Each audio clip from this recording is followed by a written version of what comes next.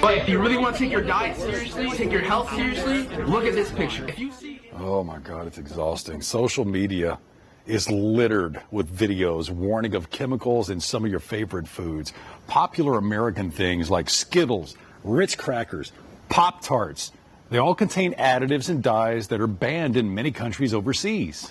FOX13 health reporter Mandy Rock investigates chemicals used to make our food, but also tells us how concerned we should all be about the health risk.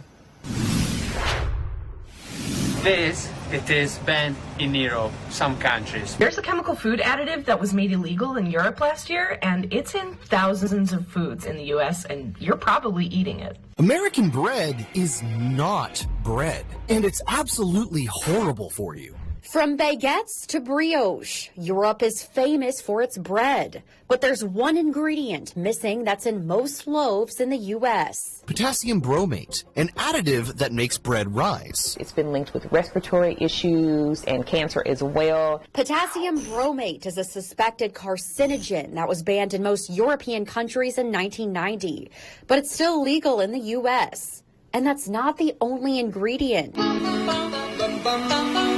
Skittles, Pop-Tarts, Gatorade, Little Debbie cakes must contain warning labels in the European Union because of dyes like yellow 5, yellow 6, and red 40, chemicals that have been linked to ADHD in children.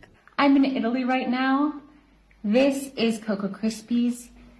This doesn't have any artificial colors. And Coffee Mate, Ritz crackers, Pillsbury biscuits, all banned in Switzerland, Austria, Hungary, Denmark, Norway, and Iceland for trans fats, which have been proven to increase the risk of heart disease. Banned.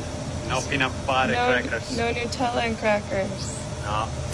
The European Union also banning all products containing titanium dioxide, which is used to make food shiny and more colorful, and is often used in products like candy and coffee creamer. And I was stunned by the number of common foods that have it inside. So why do European countries seem to take a much more cautious approach to food safety while the FDA allows these chemicals? The tricky part is there are lots of additives often in processed food. Ayanna Campbell, a nutrition behavior coach and registered dietitian at Baptist Memorial Hospital DeSoto, says it's a tough question to answer. So you have the Environmental Protection Agency and the USDA and the FDA, and I think some things are in place, but I think things kind of fly under the radar sometimes. Do you think a lot of people just don't really think about what's going into their foods? Definitely. I think the world has changed into this like convenience-laden everything, and very honestly, many of the jobs that we work and just lifestyles that have you on the go, go, go. Campbell suggests trying your best to reduce the amount of processed foods you eat. It can feel a little overwhelming, and so for the vast majority of us, I think the best thing we can do is try to make healthful decisions, eat as close to natural as possible. And the simple rule she follows? And it is a lot easier said than done, but fresh fruits and vegetables, cooking at home, like getting back to being in the kitchen with you and your family, and I think that'll solve a lot of issues. Even though some of those food additives are banned in other countries, the FDA considers them safe. Chemicals are not banned only for safety reasons. Sometimes economics, trade, and politics are also involved.